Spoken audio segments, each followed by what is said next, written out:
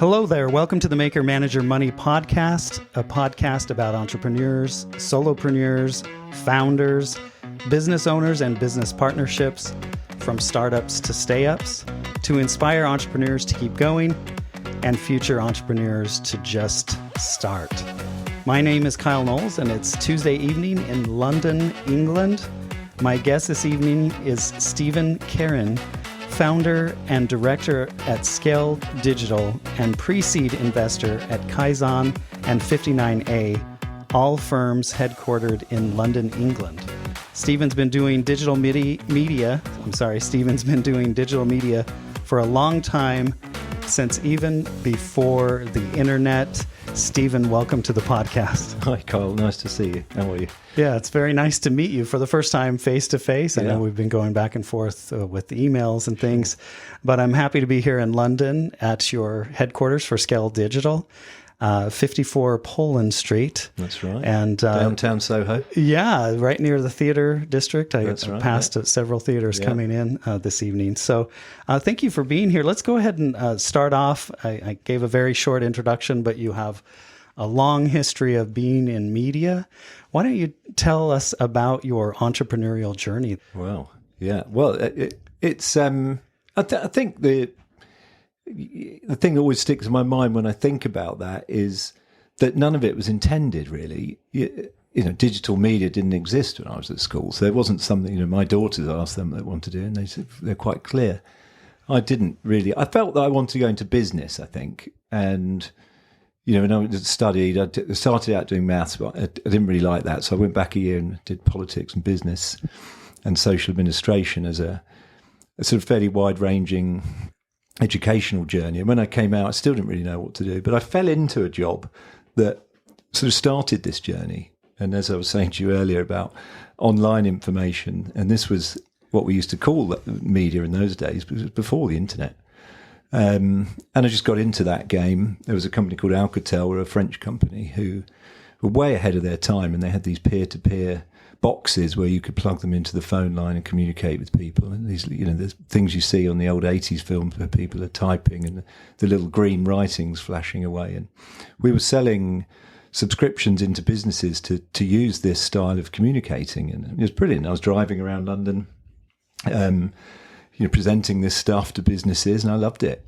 And I just knew that was the career for me. That was an analog product, but as the digital world, started in the mid '90s to really, blossom, particularly around the dawn of the internet and search engines arriving. I got into the search side of things, search technology, and then later search generally, particularly in, how brands were using keywords and terms to monetize products and sell stuff. It was great, and I continued to enjoy it. Always agency or network side, never client side.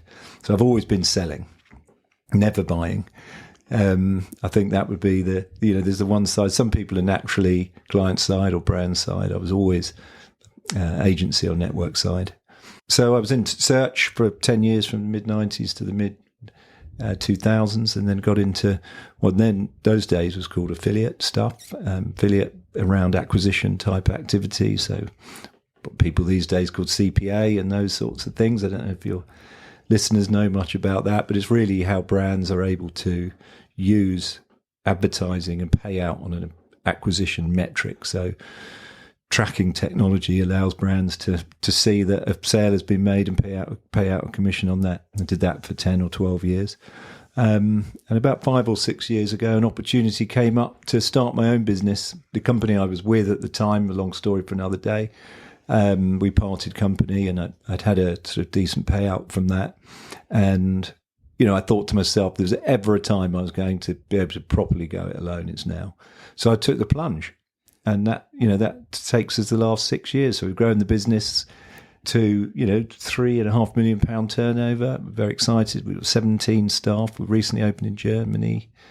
We've increased our capabilities into other channels. And I'm lucky enough to have a great business partner in Dom, who's currently doing a month in Cape Town and working down there. I don't always necessarily think the word entrepreneur's right.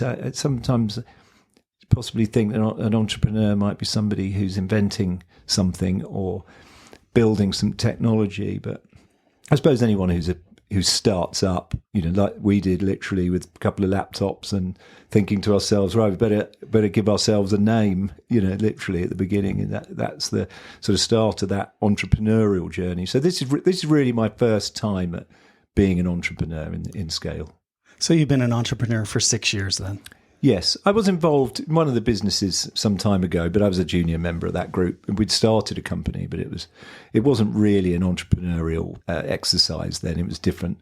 We'd sort of had a product, but there was nothing. There was no turnover, no company name. We had we registered at Companies House and thought, right, let's get some clients. Let's pick up the phone. So I guess in that sense, that's my first proper entrepreneurial experience. Were any of your parents entrepreneurs? No, not really. No, nobody who'd started a company. A few business people who did well, but no, not in that sense of starting from scratch. And none, I don't think. I can't think of anyone. No. Okay. Yeah. So, but were you entrepreneurial growing up or anything like that? Did you ever sell things? No, I wasn't actually. I loved sport really when I was younger. I grew up in a village in Kent, and we were sort of an outdoor classic background in the 80s or whatever, 70s and 80s. No, I hadn't. No, there was. I don't think there was any signs that we were going to. Or I was destined for a life as a founder of a business and developing it and building it. So I think it's probably a surprise to everyone who knows me. Okay.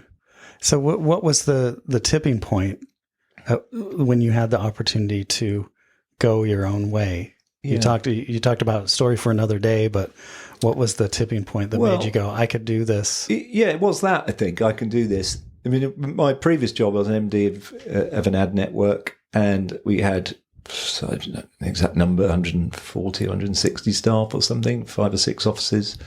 But I felt that the channel I was working in deserved a new way of doing things, I think. And within the sort of network model, I felt, I had great friends of mine, people and people like Jeanette, for example, and others who, work in these great agencies. And it was so exciting in this area, right where we are here now in Soho. Creative, strategic, commercial agencies with people having a great time, solving problems, challenging themselves. I mean, the word agency is to be a franchise or to franchise to represent something or someone. And I always liked that as a notion, whereas I felt the network model was a bit more reactive. I wanted to do something proactive. So really the opportunity came around that to drive agency behaviours into the channel was really that moment. I thought this is something I can do. The way that we interact with our clients and our media in this channel as a classic agency should. And we've enjoyed doing that. There is some other ones that are good out there, US in particular, of course, like always. There was another thing that the technical platform that we specialise in, which is a business called Impact, they were entering the UK at the same time, and they were scouting around for partners, and we landed on them through connections and so forth. And it was just a good timing as well on that front. We decided to be specialist and sort of exclusive with them, which we remain to this day. They're great friends and partners of ours.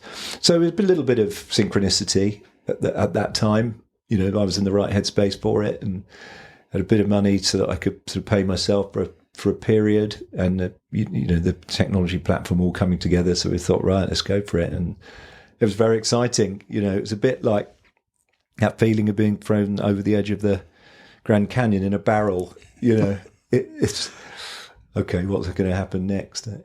But I mean, I think the thing we've learnt throughout is that you live on your wits or by your wits. That you could constantly be hustling. You can't always take no for an answer. You've got to go back, keep going back to the well, or not quite right, but keep not always accepting the first version of everything you get. It's you've got to have a thick skin. Got to be prepared to sell. Sometimes you're selling things that aren't fully formed. Certainly at the beginning, you're almost selling things and learning about that topic at the same time. You've also, as we were joking about earlier about you, be a good all-rounder. You know, I think me personally, I'm not a specialist at anything really, but I'm a good all-rounder, competent all-rounder, because there's things to finance or staff or dealing with the landlord or the contracts. We write our own contracts. You know, you've got to be a bit good at everything. I think that's, you know, for an entrepreneur, I think, I mean, if you're a specialist, then you need a partner who's a bit like me, I think, you know, somebody, particularly in tech businesses, they have the ones we mentioned earlier, Kaizen, 59A, you know, they're a combination of very specialist talent, you know, mixed with good all-round business people, you know, and I think that's the right blend for entrepreneurs in our game. And so did you go to school for business, or what did you do in school? Just the basics of a late 70s, early 80s education in England, a mix of subjects. Again, nothing special that would have signified a further career. Like I said earlier, I really didn't know what I wanted to do. I had some faith that it would work out for me, and I would, you know, land on my feet. And I think in some ways I did. But that first job selling the Alcatel, that really was the fork in the road, that moment to get into. And I thought, right, I'm into something now I like and I get and I'm motivated by, you know, and I'm quite fascinated by digital media generally. You know, I like it, you know, everything, all these apps on the television, and when I see the adverts and the way they work and everything, I enjoy thinking about it. So it's good to be motivated by something. I don't think you could run a business like we do in the way that I was talking about, with having to hustle and sell, unless you're motivated and enjoy the topic, which I do. So my education didn't really form any of that. It was a fluke. And so there's nothing really from your bachelor's degree that you utilize today? Yeah, there is actually. Consumer behaviour. I remember a module that I enjoyed doing, which was specifically about how people respond to ads and, you know, what their decision-making process is when they, you know, exposed to advertising. And a few other bits. I mean, commercial law was one of the modules, and that helps me. So yes, I suppose there is actually, now you say, I hadn't really thought of it in those terms before, but yeah, consumer behaviour was a great module that I really enjoyed, and that probably got me thinking as well about advertising generally. And then, so you were selling Alcatel. Were you a business manager? What were you doing when you were? We were selling. It was more like subscriptions, and you got the Alcatel machine as well. Okay. So people would buy. So there was a combination. It was related to credit information, really. So the founder of the business who'd offered me this job used to be an accountant, and he developed this product for. Do you know Dun & Bradstreet? Yes. They were competitors of Dun & Bradstreet. Okay. So you could get information on businesses. So they created this database of these reports, which were a combination of company's house information and county court judgment information on news and so on. So if business A was looking to go into business with business B, they could look it up by dialing into these Alcatel reports. And we also gave them these horrendous printers, Kyle, that used to noisily print off the report as well. So the clients would get a subscription to the printer, the Alcatel machine, and a certain number of reports where they could dial in, and it would make that dreadful noise when you dial into something. Yes. That screeching noise. But everyone was fascinated by it. In those days, there was no congestion charge. So I used to drive around London. We had people making appointments for us. And I'd go into these businesses and sell this modern technology to them about online data, which fascinated people. And, you know, rather than having to wait 2 weeks to get a report in the post, they could just plug it into the wall and get it in seconds. So the modem would go off, and then when they had the report, I assume they were printing out on the dot matrix printers that probably had the feeder, guides in the printer. Yeah, so, you remember the printing paper with the dots down the side of it. So it'd be tracks. Yeah, that's for right, the printer. Yeah, so it's fascinating. So I started that job in January 1994, and I remember the day when I first came up to it. It's quite a nice story, but I was offered the job. I was working in a golf club in Kent just after I graduated, and the headquarters was down in Kent, and this guy used to come in. One day he said to me, "I really like you. You're good at your job. Do you fancy a job?" And I said, "Yeah, sure." And he almost overnight literally overnight gave me this job and said, you're starting in London next week. And I remember arriving at Old Street Roundabout near where the offices were, and on my first day, barely knowing what they did, and just thought, right, you've just got to just keep going here. And every time I go past that exact spot, I remember standing there, and that was January 94, so it's nearly 30 years ago now. Wow. Yeah, it's gone quickly, yeah. So, and of course, digital media generally is just transformed beyond, imagination. You didn't know what was coming. No, but I kind of felt that it was the right place to be. I think that was I thought, this is good. Something's happening here. And I remember we went to in those days, there was these shows in Olympia called Online World, and Alcatel would have a stand and so on. And I remember going there, I think it was 95, and there was a thing called the Internet Village. So it was part of this exhibition. I remember it clear. I remember looking down at this. Oh, what the hell is that? And as I went down there, the Internet Village, and they were saying, forget all this peer-to-peer. This now is a network of connectivity. I thought, blimey, that's a good idea. And of course, straight away I got into that. And the business I was in is called Infocheck. It's part of Experian. They'd embraced it straight away. So we ditched the Alcatel thing, and it became, you'd use the internet to access this information. And they branched out into other things as well, like all these businesses did. And it was just an extremely exciting time to be involved in, the beginning of the internet. So you were selling, and when you're in sales, I've always been in sales. Yeah, and always. you have to use your wits as well, right? Yeah. As well as an entrepreneur. Do you feel like selling is a key skill of anyone that's starting a business? Absolutely. Well, unless you're, like I said earlier, so take Kaizen, for example, Prav and Glenn, Prav's the CTO and a brilliant brain in building out AI technology, whereas Glenn is the business person and selling. He's doing, panels and keynotes, and, he's raising money and doing everything. So I think if you've got a partnership, because we're not building tech, it's slightly different. So we're just always selling, that's different to, we are actually building some products, but they're more like widgets and tools to complement what we do generally, to help our clients. But we're not a product-led business. We're a classic agency. So you are always selling, and the minute you've sold, the next thing's coming around, the upsell, or the contract's up for renewal. So you have to be aware of that aspect of things. But you're supporting your clients, and you want them to come on a journey with you, but ultimately, you're after things to be renewed when their contract's up. So, yeah, selling's key. And then did you get into the technology as time went on? Like, how did you end up doing influencer and social? Yeah. What was the path to get to there? Yeah. I mean, we have a bit of a joke upstairs about Stephen's never logged in.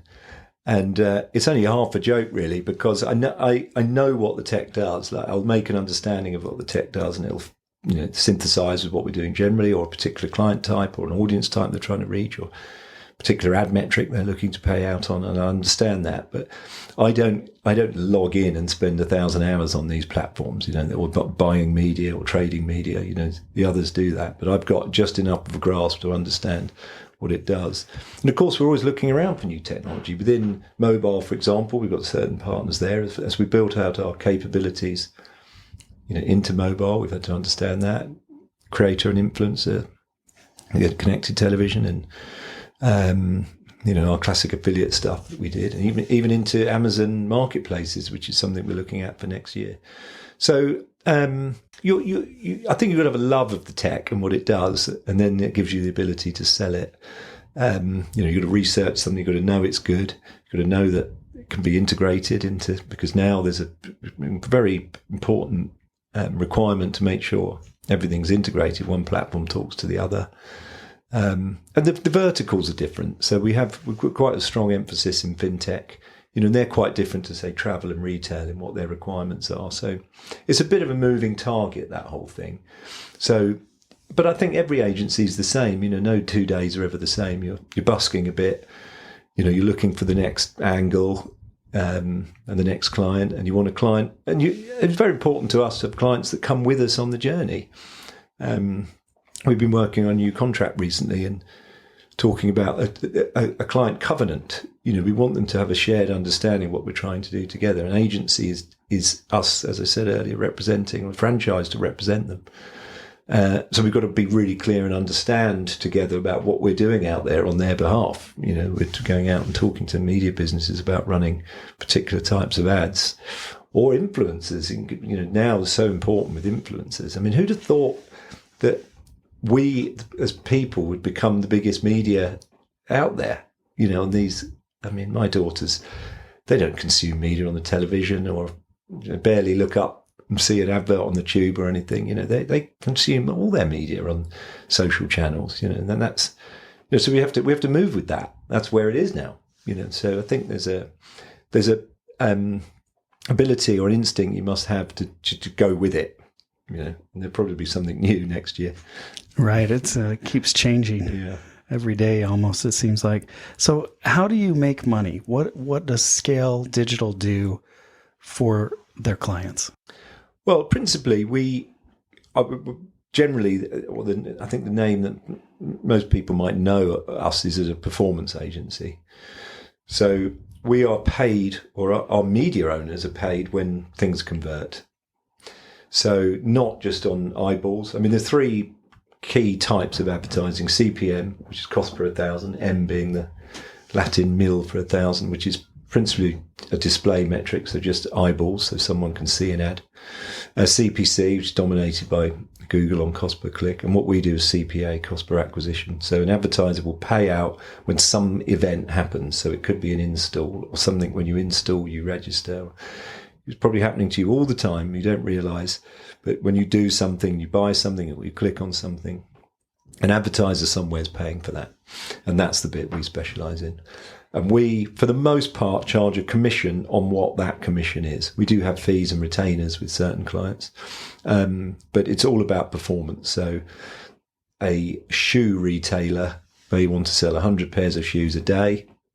So we're targeted with finding places where those clicks might convert, and we'll get commission usually on the commission that is paid out to their media owners. So, there's some shared risk there, and advertisers budget for that, normally in a sales budget. And, we fit into that mix of brand and awareness through to what they're doing with their search, to the bit that we do with acquisition. So, we don't just have a big fee and go away and do things. It's quite commission oriented. And do you feel like that's what most companies that are advertising do now, is pay per performance? No. Some do. I mean, there's this digital first type agency. I mean, London's got three of them that are really good. One's called Crowd, another one called Brain Labs, and a third one called Incubator. Brilliant businesses. And they are, big. They're worth hundreds of millions, and they are threatening the landscape against the traditional agency shops, in this area. These old school agencies are looking over their shoulders at these businesses, but they have slightly different charging metrics because they have a bit more of a mixed. So they might be paying out. They might have a lot of their budget might be search budget or CPC budget, and they have different metrics for paying that. But it is largely performance based. But it's not like the old days where, Saatchi's or somebody like that, who would be on these huge, millions of pounds a month retainers and big creative teams and everything else.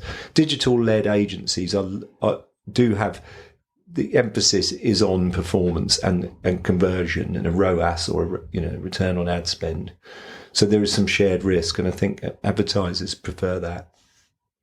Yeah, because they're not just spending money and not knowing. I mean, exactly, is it mostly because we can track all this digitally, right? Exactly. Yeah. Yeah. I mean, that's the thing. These are not just ads that are passing people by, and your sales go up, but you don't really know why. I mean, this is very detailed. Okay. So as far as Scale Digital goes, you also mentioned the affiliate.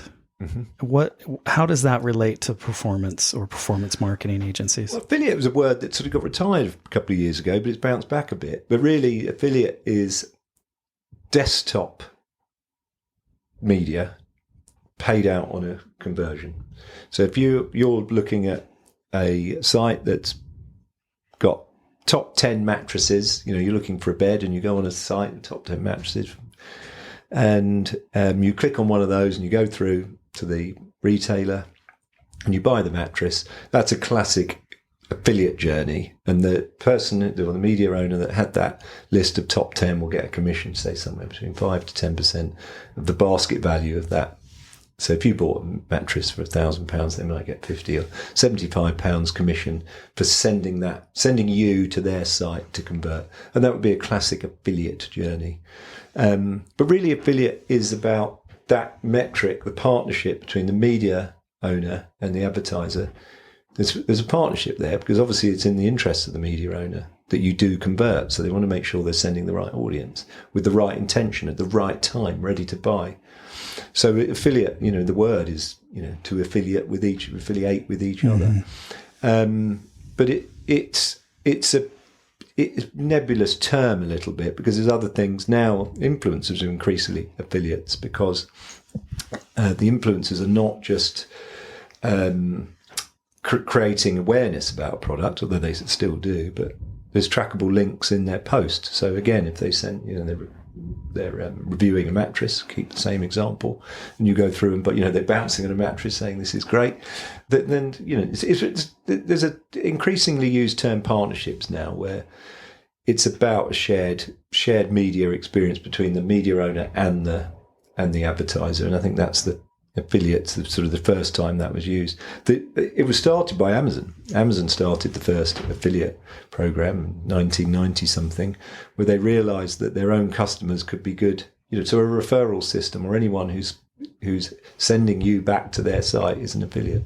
Amazon has a huge history in this, and if you ask them where they've started out in terms of getting customers, it was the affiliate journey. Okay, and that's where the affiliate links come in. And, if you write a blog about a book and you use your affiliate with Amazon to get a little bit of commission of sending them there. They were the first to do that, Okay, and so do you do landing pages or write blogs and things like that for affiliate partnerships, or where do you fit into the affiliate? No, we don't. But it was one of our many pivots ahead of us.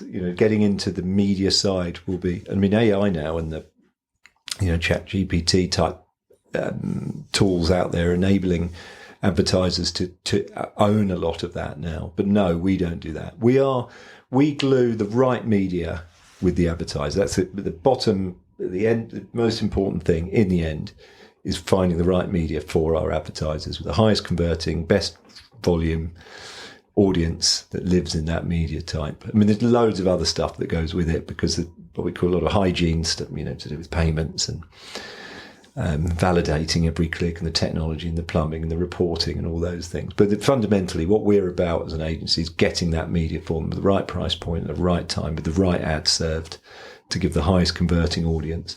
And of course, what are we now, 14th of November or something? Yeah. Black Friday's around the corner. Right. Literally. So at the moment, it's now about finding the right Black Friday media owners for our advertisers. But what you've got now, of course, is very high competition. The media owners are going, right, what ad's going to give me the best revenue during that long weekend? So, that's what we're doing. We're out there convincing them. They might say to us, okay, well, look, we've got a big newsletter going out on the Friday morning. And in fact, this is a good example. We've got a client called Eufy, part of Anker, which is a Chinese consumer electronics business. They sell these robotic hoovers that go around the floor. Have you seen them? We had one, and it lasted forever. We loved it. Yeah, we loved that. Yeah, they're brilliant, aren't they? So they're making a big play here. So we might find that, as an example, there might be a media owner who specialises in Black Friday offers for consumer electronic products in the home, for argument's sake, whatever it is. So we're fighting with every other business out there. So we might do a deal with them. We say, okay, £3,000 or £5,000 or £10,000. We want to feature in that newsletter that goes out on the Friday morning. So it's the first thing that everyone sees. We're going to have a really competitive offer. The the media owner's got to know that if someone clicks on that and they go to the site, the user journey is good, so it's going to convert. That customer doesn't get lost, because if the customer does get lost, they don't get their commission. So this is an affiliate, because there's shared risk with it's their inventory and their media. So we're doing those deals in that way to make sure that these sales are getting converted. Okay. So as far as you mentioned AI, what kinds of things are you doing with AI? Whew, loads of stuff. We're trying to do everything. I mean, Kaizen, for example, helps us internally with our systems to read signals about everything that we're doing.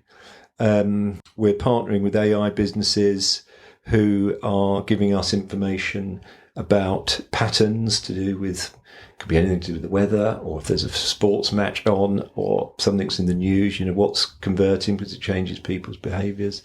AI to help build creatives. So you can just put a picture of a product, and then the AI tools, you can say, I would like this picture to look like this product to look like it's, sitting in someone's front garden or whatever. You can just instruct these tools to create images for you, and through to using AI platforms to create copy, to write the best performing copy that, is 25% off or whatever it is in terms of, discounts and so on. Is that the right, and testing these things. So a whole host of platforms to just make us faster, slicker. We're not, I don't think we've seen anything that is going to replace anyone, but it allows us, I know people keep saying this, AI frees us up to do the important stuff. That's what we found with it. It's big in advertising, and ad tech in particular is all about efficiency, getting the right thing, converting at the right time in front of the right person. So, I think there's lots more to come in AI within advertising. And how did you roll out AI to your company then? ChatGPT came out almost a year ago, November 30th. Yeah. What were your first thoughts, and how did you introduce it to the team, or how did you have any guardrails or policies or? Yeah. I'm fortunate in that, I'm double the age of half the team. So they are just naturally inclined to just go with that sort of thing. They don't see it as peculiar in any way. They're all doing it themselves, and their day-to-day lives. So no resistance. I think everyone upstairs loves it. They're all totally engaged. We have hangouts, and people present to us, and partners we're working with all the time. But I say all the time, I mean all the time. 6 or 7 times a day. And they're like sponges. They absorb it all completely naturally, and they're using it. So no resistance. It's a joy to behold, Kyle. They just go for it, every time.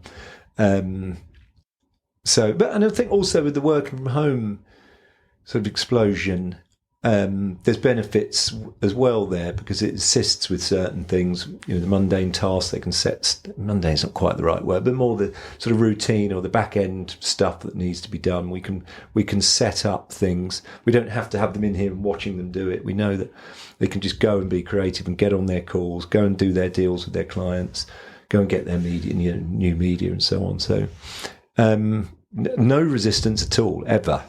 It's great, and I think we're an ad tech business, and we called ourselves Scale. So we feel like we should scale, for our clients. That's quite important, sort of fundamental part of, the whole ethos of the business. Well, you say no resistance, but really the key here was you didn't have any resistance. No. Because I was on a webinar a couple of weeks ago where the stat was, 50% of companies are still actively kind of preventing people from accessing ChatGPT and things like that, yeah. which is amazing to me almost a year after it's been launched. But you had no resistance. And then how does your team share best practices, or, I tried this and did that? Do you have some kind of intranet or something where people are sharing how they're using it? Yes, we use Monday.com. Okay. So we're a big Monday.com user. Everything goes through that. I mean, we had this thing even before ChatGPT, I mean, long before, I was going to say before AI, but that's not right. We wanted to create a business that we could deal with our clients without email. That was a sort of loose ambition we had. And actually, it's turned out to be kind of right, because we don't want anything to live in email for loads of different reasons. There's a whole thing about institutional memory. You know, you go to a meeting and you send an email as a follow-up, and it's kind of lost forever because no one ever looks at it again. You know, it's gone. And if someone leaves, I mean, you can find that email, but the moment's gone. So we wanted to create something that lived elsewhere. So we tried to not deal with our clients with email. I mean, the only thing you might do is arranging an appointment that you've got or something, you know. So Monday.com gave us all of that, and everything lives in there. So we've created processes. And I think some clients we've won is because they don't see spreadsheets or PowerPoints that are all being, 30 meg PowerPoints being emailed, or we never do that. We're a Google Suite business. Everything's light, but it's all there. Everything historically is there. And AI has just made that even better, So I think there's never been any resistance, because I felt, as I said to you at the beginning about being a smart agency, I feel that technology allows us to be that. We don't see the success of our business as having more bodies. We see it being better for our clients. Because we don't enter awards or anything like that. We just don't feel that that's a good use of our time. So there's a whole emphasis on this just being faster and slicker and more efficient and tighter. And AI really gives us that, So it's just come along and accelerated what we were already trying to do. How are you applying AI to Monday.com then? Are you using Zapier? Yeah, we have been using Zapier. I mean, we glue everything together. I mean, one of the things we've been doing on our outreach for new clients and for new media owners is exactly that. Although we've actually switched, we don't pull it into Monday now, we pull it into Copper, which is a G Suite or Google-based CRM, which we started with about a year ago. So it invites to... if we're doing a project at the moment for the British Council in Japan, believe it or not, and for their English language course. So for Japanese people who want to learn English, and obviously there's loads of tools out there, but the British Council have supposedly, and I'm certain they do, the best English language course, online. But finding Japanese media owners, as you can imagine, is quite challenging in parts. But AI allows us to write copy, translate it, to understand the replies and pull the information into Copper through different, we've got links through things like Zapier. There's other tools that integrate all the platforms for us. So we have this, well-plumbed series of tools around the place.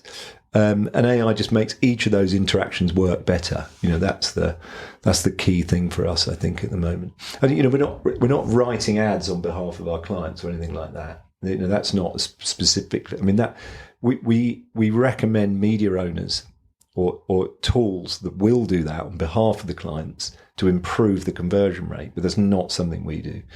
For us, it's all about finding media and putting them together, and AI assists with that. I heard Zapier makes you happier, so I don't know if I'm pronouncing it wrong, because I thought it was a zap, like an app, but maybe it is Zapier. I don't know. Yeah. I don't know. Zapier makes you happier. It doesn't work, does it? I don't know if I might be pronouncing it wrong. So you're sort of automating workflows and things like that, and pulling data into different systems using Zapier. So as far as the process then, so I'm a new client. I want something done with you. Can you walk through how does that go? Because it seems like there's a lot of testing, A/B testing, things like that. You're testing social media, you're testing email marketing, newsletters, whatever, to figure out what's the best channel to advertise for what they're going to sell. So just walk me through how you do that, how you figure that out. I'll stick with the mattress example, as we've used that already. And we have worked with mattress brands before. It's actually quite a good mattress in a box was a big thing here. So a mattress brand could talk to us about an acquisition strategy to complement their display or their TV or their outdoor or their other CPC search activity, and they come to us to help with their acquisition part. So principally the acquisition piece, or so I said principally, traditionally the acquisition piece was about the original affiliate thing we were talking about earlier. It was really the last part of a user journey, getting a sale over the line. That final click or last click, people, so there's all these techniques and technologies and incentivized traffic and rewards and air miles and super currencies and vouchers and coupons and everything to get sales over the line. The thing has changed a little bit now, so it's including influencers or creators and a lot more different types of media owners. Some of the examples we were talking about earlier about lists or content generally. So the lines of what the media does in the affiliate channels change slightly. So what we're doing when we're selling to you as an advertiser is representing the media owners we've got to see where we fit in. So it depends. The first question we would ask is, what are you doing already? Do you have a sophisticated, mature search strategy? What is your, the amount of budget? So if you're doing 1,000 sales a day, how much of that's coming through search? How much is coming through your display? How much is just coming organically onto the website and you don't know where it's coming from? Start to build out an understanding of that traffic that you've already got. And that firstly, how we might complement that traffic, improve it. It could be that you want to improve your average order value, the size of each basket.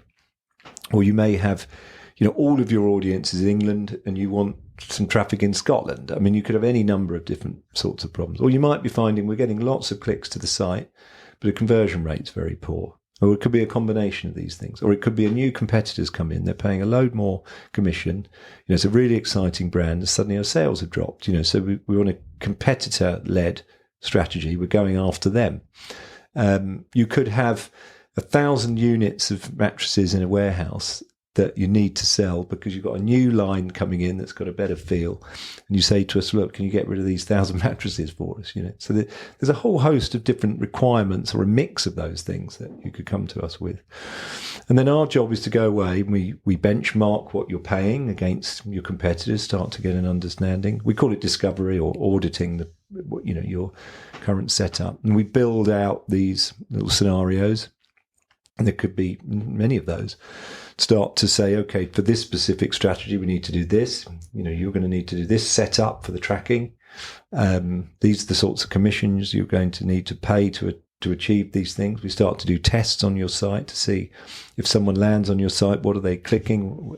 Are they converting? What products are they buying? Are they just buying the main product? Are they buying the ancillary ones as well? Are they buying pillows and whatever else it might be, or the bed itself, what's happening. So there's quite a lot of discovery first, and then we present that back and we build out a strategy based on what we've learned and what we think we can achieve for you. Of course, that ends in a discussion about budget, as always. We then can set up the tracking through impact.com, or if it's mobile, through our mobile measurement platform partners that we've got.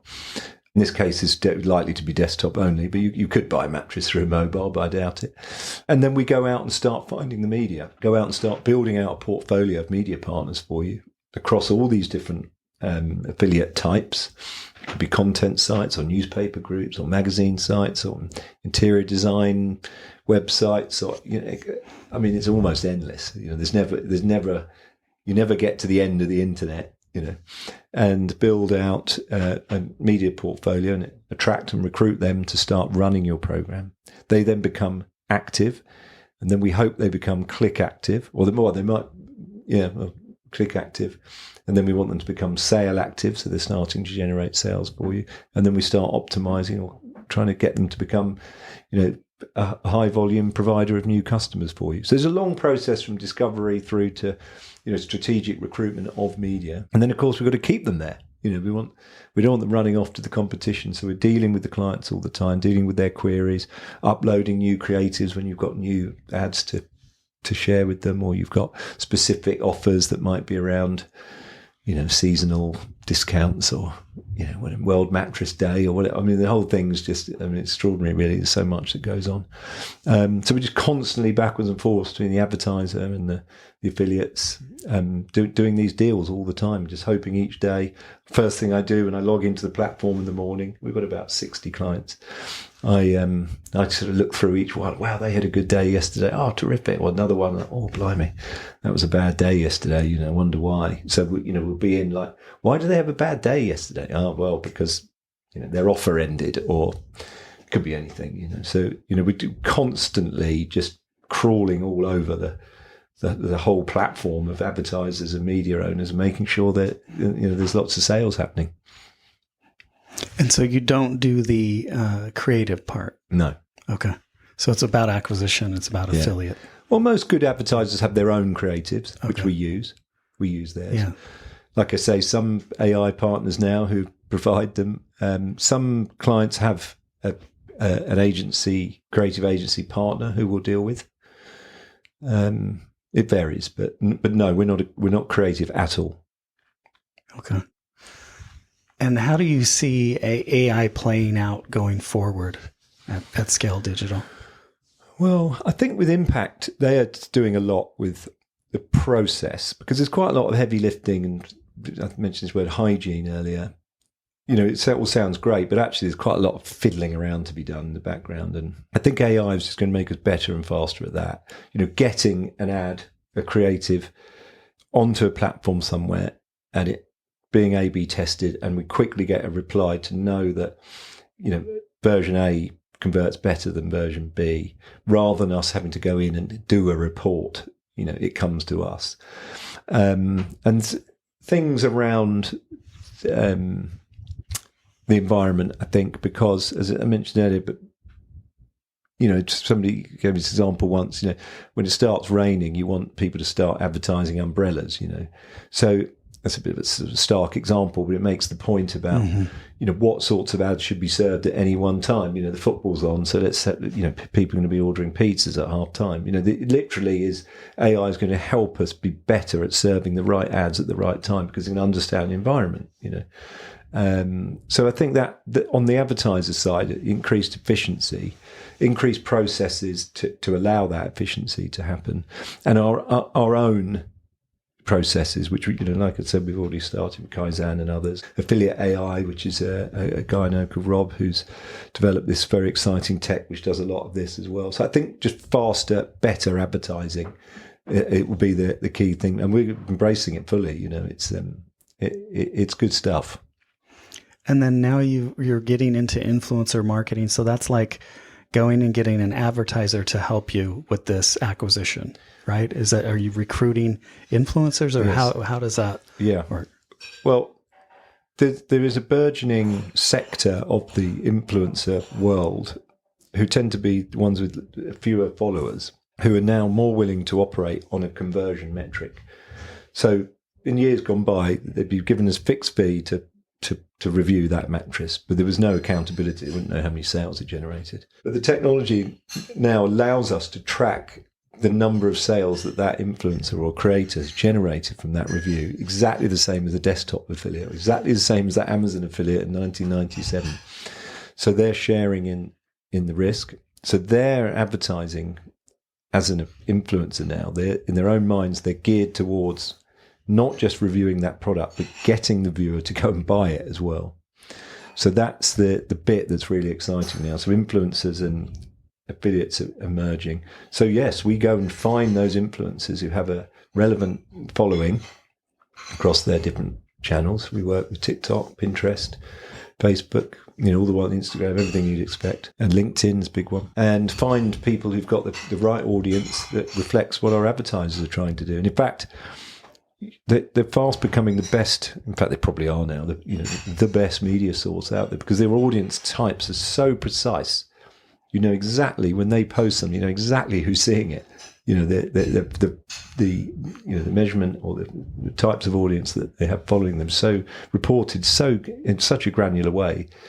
I mean, it's extraordinary, really. So it's a really good new media channel for advertisers in acquisition, not just brand. What are the sizes of audience that you're sort of targeting then? Yeah, good question. I mean, we've done some things with people who have as few as 10,000 followers, up to hundreds of thousands. I mean, we haven't really done much. There's a couple that are over 1 million, but we haven't really got the people who've got those higher following amounts command large fixed fees, and they're not really into the conversion metric. It's slightly different. They are much more the awareness, big brands. So if you're a brand, retail, the influencers, that they are still operating on a brand and awareness, sometimes an education type metric with very fixed fees, whereas we're under 1 million, normally under 500,000, to be honest with you, Carl, who are doing. They might have some fixed fees, so they might get £3,000 or £5,000 as a fixed, and the rest of their money they earn will be through the conversions. There's some other great stuff happening with Impact, where user generated content generally, and the whole royalties business. If an influencer creates a really nice piece of content that they post, for them to post it once and then for it to disappear is a waste.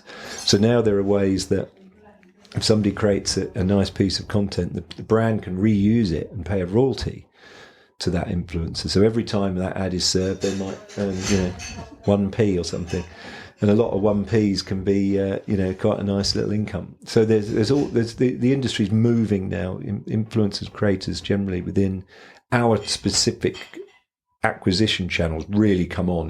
In the last 18 months, it's absolutely transformed, and we've followed that. We've changed because of it. It's great. It's an interesting topic. So the influencer doesn't repost it. They actually give the, say, video content from TikTok to a brand, and then they somehow use it in their own materials, and then they get a royalty. That. Yeah. Okay. Impact does that. So you do a deal with the influencer and say, look, you can keep earning from this. Wow. Yeah, it's good, isn't it? Yeah, that's really cool. And anyone can do that. You could do that today. And if the brand likes it or we like it, we go, look, that's really good. And you've also got things, if someone reposts it, we've had some things where we've had people who've got, say, 30,000 followers or something, and another influencer who's got 50,000 followers reposts it. So the first guy or lady will get commission on the second, who's even bigger than they are. There's this whole world of commissions going on. Yeah. The way that people earn money on those conversions. And do you estimate technology allows that to be tracked? And do you estimate that it's just what is the market size for influencer? Like unimaginably high. I don't think anyone's super high. Yeah, I don't think anyone. I think now. I remember there was a stat about 2 years ago that there are more product searches on Amazon now than there are well, this was 2 years ago, but there are more product searches on Amazon every day than there were on Google, believe it or not. And I think now that sort of search type go-to click type activity is being replaced by people responding to social media posts. I haven't given the exact numbers, but it's soon to overtake it, I think.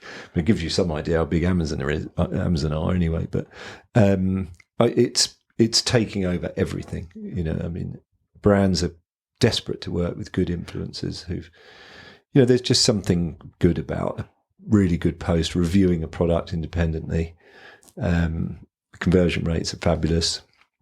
And this whole royalty piece, rather than just appearing on a web page something once and it sort of sits there and looks a bit tired. That's not fair. It doesn't look tired, but it lacks a bit of the excitement of a social media post that suddenly goes out there and people are absorbing it and experiencing the ad. Although the best thing is a combination of all of it. You want awareness, education, brand, your consideration, all the way through the user journey to that moment someone clicks buy. That's the holy grail. What do you feel like is the top channel to advertise and acquire? Is it just based on whatever the product is, or it's the combination of all of them? Okay. A good, sophisticated advertiser will have all of them purring at the same time and synthesized and synchronized. And they will have multi-agency days where they're instructing we've got some good clients who do this for us, where they'll instruct us at the same time. And we're working with Pret at the moment. They're really good, great guys. We're very smart. And, they will have meetings. We did one in here the other day. And we're talking about, they share their problems with us so we can go away and think about it. And they're not really the problems. They're more like opportunities, to be honest. And they've got all of their activity working together. And that's the best way to do it. Don't hide things or be odd. Get your agencies and the channels working together, because awareness and brand will result in, you can't just have an acquisition play if people don't know who you are, and vice versa. So there's a synthesis thing that, the sum of the whole is greater than the sum of the parts. I like that answer. So do you find that these advertisers are optimizing for every channel? Because I know there's tools like Repurpose where you can just basically put a TikTok up and then it'll just take TikTok logo off of it and post it to Facebook and LinkedIn and YouTube or whatever. Are they the sophisticated, the best advertisers? Are they optimizing and making, basically taking the content and optimizing the size or the copy for each of these channels? Yes, they should be. Funny enough, on Friday last week, we had a demo from this company called Human Element. Or Element Human, one of the two. Very interesting stuff they've got where they do that. So they've got like these heat maps, and the technology looks at a post and understands what is converting best, and recommending that the media owner or in combination with the advertiser to say, it's when this product is advertised in the daytime outside, it converts better than inside, for argument's sake, whatever it is. There's so many different variations on it. So there's lots of tools out there, that optimization tools, and they will be different. A Facebook ad is different to a TikTok one. They're different formats. So yeah, that optimization thing. If you've got critical mass, like Pret had, for example, you can really use technology to improve. And those increments, 0.25% or 0.5%, it was so important. Conversion rate improvement of 0.25% is a highly valuable increase. Right. Yeah. Can you just talk a little about these investment companies? So you're a partner or owner in 3 different companies, and 2 of them are early stage investment vehicles. Yeah. And how did you get into that? Yeah, well, scale's different. I mean, in Scale, I work full time. Okay. I'm sort of founder. But 59A and Kaizen are both similar stories, really. Guys that I know from the industry, the ad tech industry in London, who I've worked with them all, and we're pals. And I'd recognised, because we get approached quite a lot about, in the industry we're in, there's a lot of founders, a lot of things going on that you're interested in. You can't invest in everything, obviously, but both of those businesses are very attracted to. Half because of the technology, but half because of the team behind. Adam and Austin at 59A and Prav and Glenn, who I was telling you about earlier, Kaizen, are both great teams of significant heft in the industry. I know they're going to be a success. And I was just given the opportunity to come in early. We spent time understanding the product at the sort of pre-alpha stage on both, and my colleague here at Scale, Dom, the same. He's involved with those businesses, and we figured it was good to sort of spread our risk a little bit and have some investments in these types of businesses, and we support them in different ways, and we use Kaizen. And we're great ambassadors and spokespeople for those businesses, and there's lots of breakfasts and the odd beer involved as well in the West End, as you'd imagine, and a lot of mutuality, really. People that we know, we recommend to each other. So I was lucky to meet them or know them both at the very early stage, really, and be attracted to the products and know that those guys were going to take them through. So they're both doing really well. And so they both have products. So it's not just an investment. These aren't investment companies. You're an investor in them. Businesses. Okay, both of them are ad tech. Glenn's business Kaizen more marketing tech business, so the client services tool. Whereas a 59A is an ad tool for brands. It's a direct brand tool for them.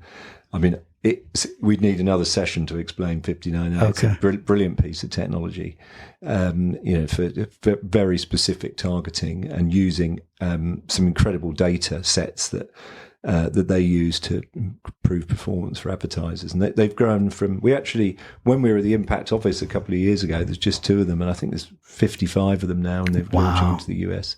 Good stories, both of them, and we're pleased to, be part of their journey. We just happen to be residing at their offices, which are a couple of streets away here. We had a bank of desks, which Impact kindly let us have for a short period, and actually it was quite a long period in the end. And they sat with us when they started the business, and literally on the same desks with us. And that's kind of how it works, Carl. I think it's a bit who at the right time, and had a bit of cash, so we got involved, and we loved the journey. I think, we put a lot into scale, we really have, but I think one of the things as we move through the gears in the coming years is to horizontally integrate into other technologies and maybe build some of our own, but certainly invest in the ones that we can see are the exciting ones. Yeah. It's really fascinating. I wish we had more time to dive into that. The one thing I was going to ask you, as far as who I heard the other day, the saying I'd never heard before, but I love it. Your network is your net worth. And I think that's maybe what you're getting to as far as it's really about the who, not the how. Yeah, right? Very much so. Yeah. I'm lucky in a couple of the businesses that I worked at. The three networks I worked at, actually, one was called eSpotting, became Miva. Trade Double was another one, and WebGains was the last one. I was fortunate enough to just meet so many interesting people, like literally dozens, hundreds probably.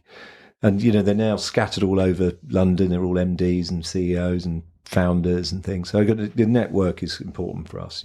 It's great. And I enjoy it too, because I like the subject. So, I'm pleased to see people I know doing well, and it helps the scale business as well. Generally, I think we have, referral partners, if you like, who, want the best for us. And, we're referring partners back to, or clients back to people all the time. We never have kickbacks or anything like that. We just say to people, we send them a Fortnum and Mason hamper, and we say, when we get a lead, we're going to pass it back to you. So that's the most important thing. So yeah, it's good. It's a good part of our setup here, the contacts, which is how we met, of course. Yes, for sure.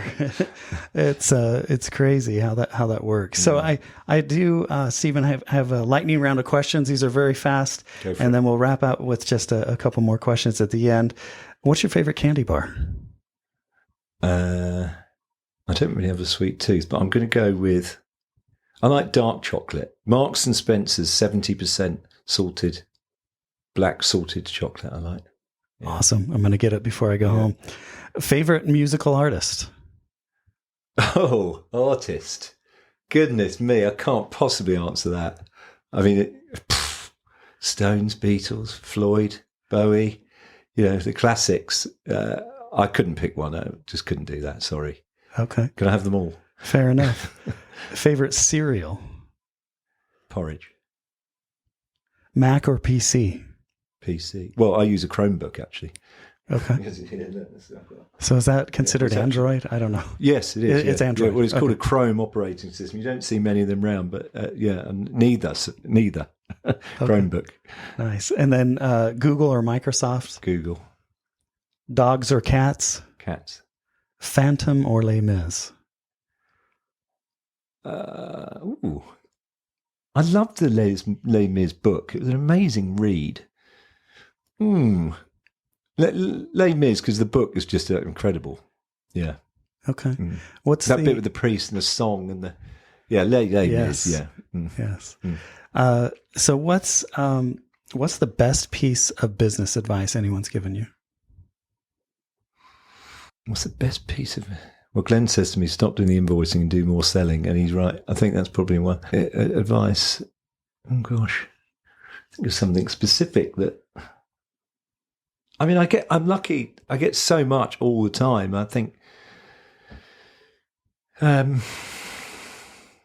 your ego is not your amigo was something somebody said to me a while ago. And that's quite good, I think. That's really good. Yeah, just don't take it too personally. Just get on, do some business. It's just business. Go and enjoy it. Nothing specific. Sorry, Carl. I wish I had a decent answer for you. No, there, I like both those answers because spend more time selling. Is a good piece of business. Well, I enjoy that as well. Yeah. That's the bit I like doing. I get a kick out of that. So get my head out of zero and get on the phones. Nice. Yeah. So, what's the book that you recommend the most to people? The book that I recommend the most. Well, I've just read The Road by Cormac McCarthy, which I'd always intended to read, and it was amazing. But I think you're talking about a business book, aren't you? It can be any book. I say to my daughter, just read the papers is the thing, just you've got to consume information and news. I haven't got a particular book I don't think I've recommended. Just the one I normally recommend is the one I've just read. So The Road. We'll count it. The Road. It's a heck of a book. That is. Read it 2 or 3 times. Yeah, it's it's interesting. It wasn't what I expected, but I enjoyed it. Yeah, it's really good. Yeah. Really good, especially if you have children. That's right. Very powerful. Yes, it is. As a father. Yeah, to absolutely. read The Road by Cormac McCarthy. Yeah, fascinating. I love 20th century American literature. I mean, that's almost exclusively what I enjoy. For my fiction reading, I love all those guys. It's brilliant. So we'll go with The Road. Okay. Yeah. We'll take it, Stephen. Yeah. So thank you so much for taking some time out of your busy schedule to be on Maker Manager Money. I really appreciate it. I'm so glad that Jeanette connected us so that this could happen here in London. Yeah. And I wish you the best in your future endeavors. And I hope that Scale Digital can continue to scale and do amazing things over the coming years. I look forward to seeing your journey. Cheers. Okay, cheers. Bye.